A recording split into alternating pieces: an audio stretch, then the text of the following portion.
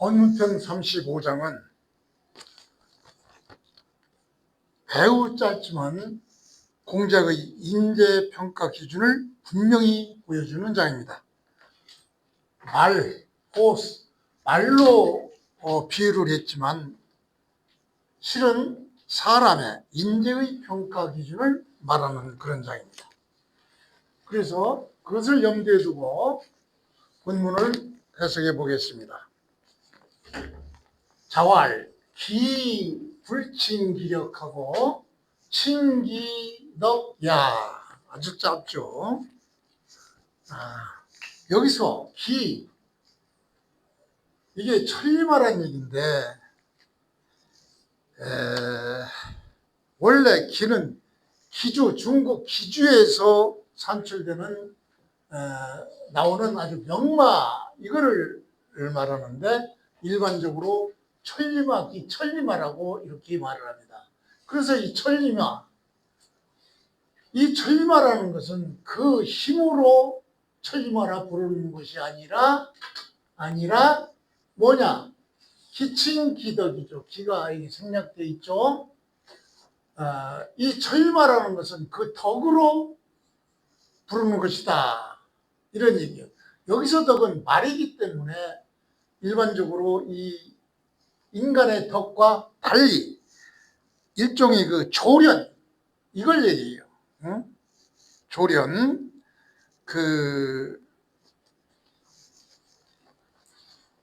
어떻게 훈련했느냐 하는 그런 얘기죠. 그렇기 때문에 이 말의 평가를 사람을 대신해서 입력을 해서 이렇게 표출을 해야 될 겁니다.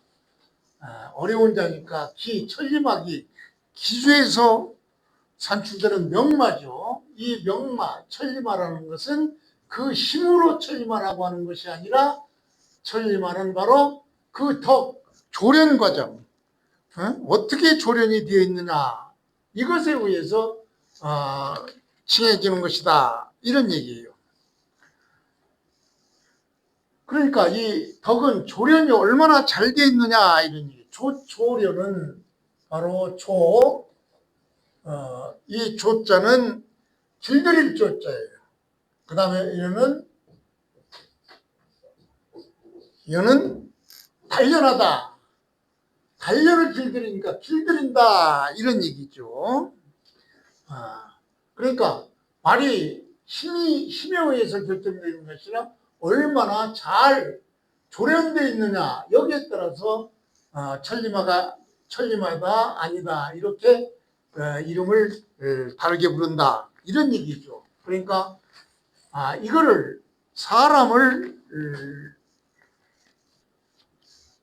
평가 기준을 사람으로 보고 이거를 비유해 보면은 그 표면 의미는 여기서 단순한 말이지만, 이 좋은 말에 단순한 힘이 있어서가 아니라 그 자질, 덕, 조련, 훈련에 의한 것이다 라는 실제적인 의미는 이 말을 사람으로 바꿔서 사람은 이 힘, 재능, 능력, 기술보다는 덕, 즉 인격과 도덕성에 의해서 평가된다, 이런 얘기예요. 그러니까 이 천리마라는 것을 훌륭한 사람, 이렇게 바꿔서 생각하면 훌륭한 사람이라는 것은 그 사람의 어떤 능력이나 재능, 기술에 의해서 훌륭한 사람이라고 불러지는 것이 아니라 바로 덕, 인격이나 도덕성에 의해서 훌륭한 사람이라고 불려지는 것이다, 이렇게 사람을 대체해서 해석해도 될 것입니다. 그래서 여기서 인재론적 의미로 이 구절은 관리 선발 기준이라든가 지도자 평가 기준, 인재 등용 원칙, 이런 거에 적용되는 그런 그 얘기죠. 다시 말해서 인재를 선출할 때 유능하지만 덕이 없는 사람보다는 이런 능력이 아주 많아서 덕이 좀 모자란 것보다는 약간 이 힘이, 즉 능력이나 기술이 약간 부족하더라도 덕, 즉 도덕성이나 인격이 더 우수한 사람, 이것이 낫다, 이런 얘기죠.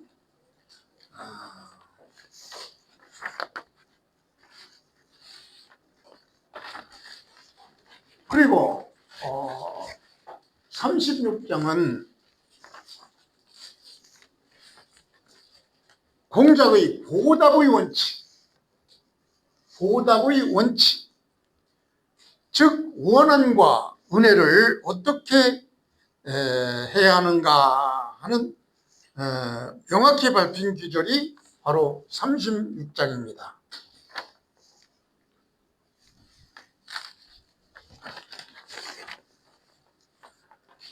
그래서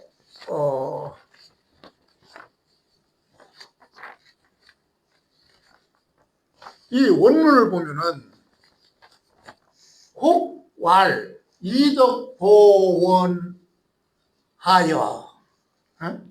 즉 혹왈, 어떤 사람이 공자한테 물었죠. 뭐라고 물었느냐? 덕으로서 원수, 원한을 갚으면 하여 어떻습니까? 라고 어떤 사람이 공자한테 물었죠. 그러자 공자는 뭐라고 했느냐? 하이 보덕. 그렇다면은 이 원수를 덕으로 갚는다면 그러면 덕은 무엇으로 갚겠느냐, 이렇게 대질문을 했죠. 그러면서 여기에 대한 대답을 어떻게 했느냐? 이직이 아주 중요하죠. 이직 보원하고 이덕 보덕이라, 이렇게 공자는 어떤 사람이 그 원한에 대한 것을 덕으로 갚으면 어떠냐는 그런 질문에 공자는 이렇게 대답을 한 것입니다. 즉 원한은 바로 직으로 갚아야 된다, 이런 얘기죠. 이 직, 이게 굉장히 중요한데, 이 직은 바로 공정한 처리를 얘기하는 거죠. 공정한 처리. 즉 원한, 이것은 덕으로 갚는 것이 아니라 공정하게 처리를 해야 된다. 정직하고 성실하게 처리해야 된다. 그래야, 그리고 덕은 덕으로서 갚아라. 다시 한번 보면은 원한은 공정함으로 갚고 덕은 덕으로 갚는다, 이렇게 얘기를 한 것이죠. 여기서 핵심 의미는 매우 중요한 윤리의식의 윤리 기준을 제시하는 장이죠. 이 공자의 입장에서는 바로 무조건적인 용서는 옳지 않다, 이런 얘기죠.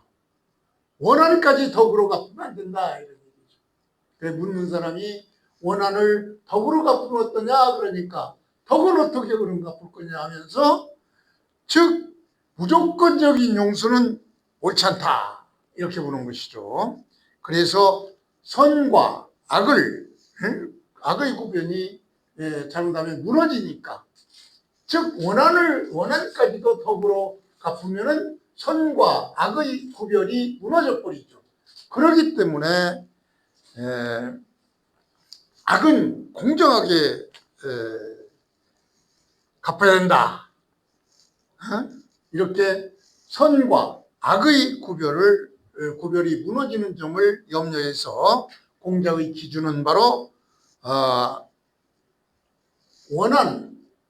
원한에 갚는 것은 바로 즉 공정하고 원칙적으로 갚아라, 이런 얘기죠. 덕은 그냥 덕으로, 즉 감사의 덕으로 갚아라, 이런 얘기니까 바로 공자의 윤리구조는 어떤 그 감정이 아니라 질서와 균형을 중시한 장이죠. 즉 선은 선으로 악은 공정하게 처리한다 이런 얘기예요. 그러니까 이것을 현대적 의미로 보면은 무조건적 용서는 안 된다 이런데, 무조건적으로 용서해 버리면은 이것이 악용될 우려가 있죠. 그래서 그건 안 된다. 그러니까 또 감정적 보복을 하면은 또 갈등이 확대되니까 이것도 안 된다. 따라서 원한 이런 것의 해석은 원칙에 따라서 처리를 해야 된다. 즉 법과 규칙, 공정한 책임으로 처리를 해야 된다. 이런 의미죠.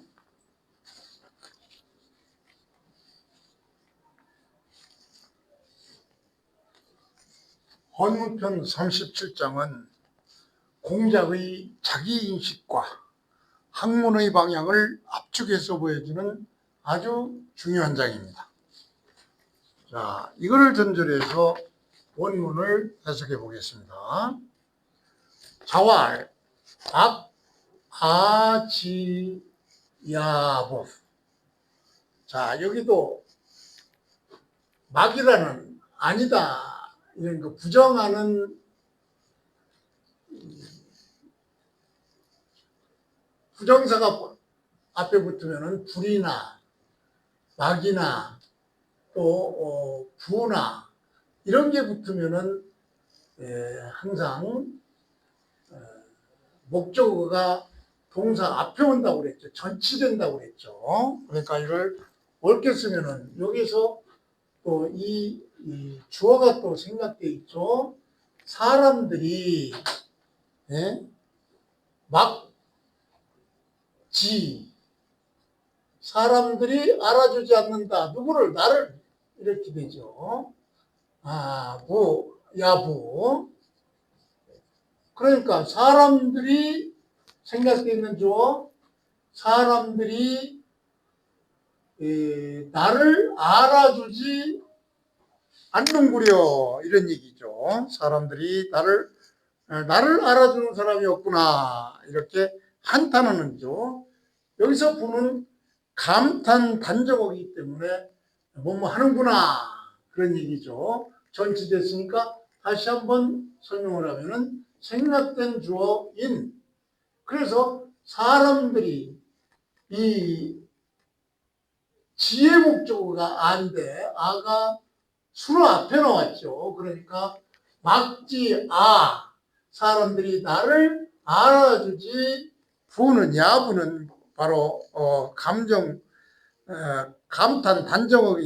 단정어이니까 나를 알아주는 사람이 없구나 이렇게 한탄하는 것이죠. 그러니까 공자가 이렇게 한탄을 하니까 자궁이 말하기를 하의 기막지자, 이 자는 공자님이죠. 하의 어찌하여 기는 강조하기 써놨죠. 막지 공자님을 알아주지 않는다는 말이요 이런 얘기죠. 어찌하여 그렇게 알아주는 이가 없다고 말을 하시니까 이렇게 자공이 되묻죠. 그러니까 공자가 나를 알아주는 사람들이 없구나 이렇게 한탄하니까 자공이 어찌해서 공자님을 알아주는 사람이 없다고 이렇게 말씀하십니까 하고 되묻죠. 그러자 공자님은 다시 말하기를 불원천 불우인 그랬어요. 아주 불원천은 하늘이 원망하다.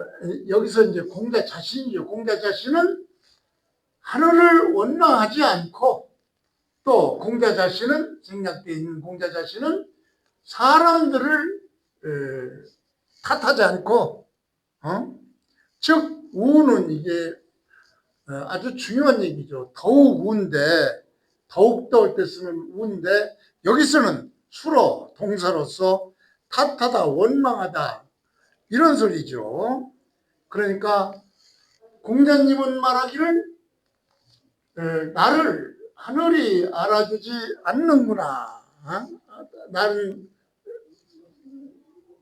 공자님은 나를 하느님을 원망하지 않고 또 공자님은 사람들을 탓하지도 않는다. 그저 하악상달할 뿐이다. 하악은 뭐예요? 낮은 데서 하는 하늘 아래 낮은 지상이죠. 그러니까 현실, 기초 이것을 배워가지고 상은 천상이죠. 지상의 현상을 보고 배워서 천상의 도리로 이른다 이런 소리죠. 하의상달. 그러니까 이 상달은 바로 높은 경지에 도달한다. 그 배움의 과정이 바로 아래에서 시작해서 위로 등달한다 이런 의미죠. 그래서 지하자 이렇게 하면은 지하자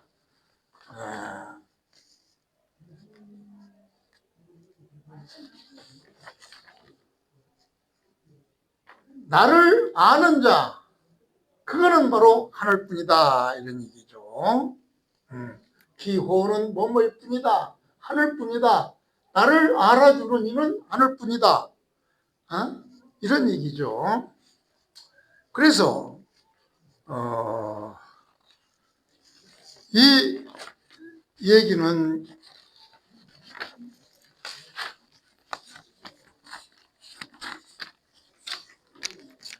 핵심 의미는 바로 인정받지 못할 때 공자는 어떤 태도를 보이느냐 이런 얘기. 나를 알아주는 사람이 없다. 그러나 그 원인을 사람 탓이나 다른 사람 탓이나 이런 걸 하지 않습니다. 공자는. 그래서 공자의 대응 방식은 바로 불원천, 불우인, 하늘도 운명도 원망하지 않고 또 사람도 타인도 비난하지 않고 오직 완전한 자기 책임으로 돌리죠. 그래서 학문의 방향을 어떻게 잡느냐? 하악상달. 하악은 현실에서 즉 기초학습에서 경험에서 배우기 시작해서 도에 이른다 이런 얘기죠. 그러니까 상대는 바로 천리를 얘기해줘. 천리에 이른다. 그래서 공자의 학문은 현실에서 출발하여 진리로 상승한다. 이런 얘기죠. 그래서 최종 경지는 어디에 이르느냐? 바로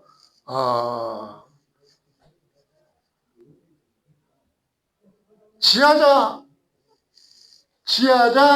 천호 기천호 즉 인간사에서는 이해 못하지만 지하자 나를 아는 사람은 인간사에서는 나를 아는 사람이 없지만 바로 하늘은 나를 안다 이런 얘기죠. 그러니까 타인의 인정이 아니라 하늘에 부끄럽지 않는 삶을 살겠다 이런 얘기.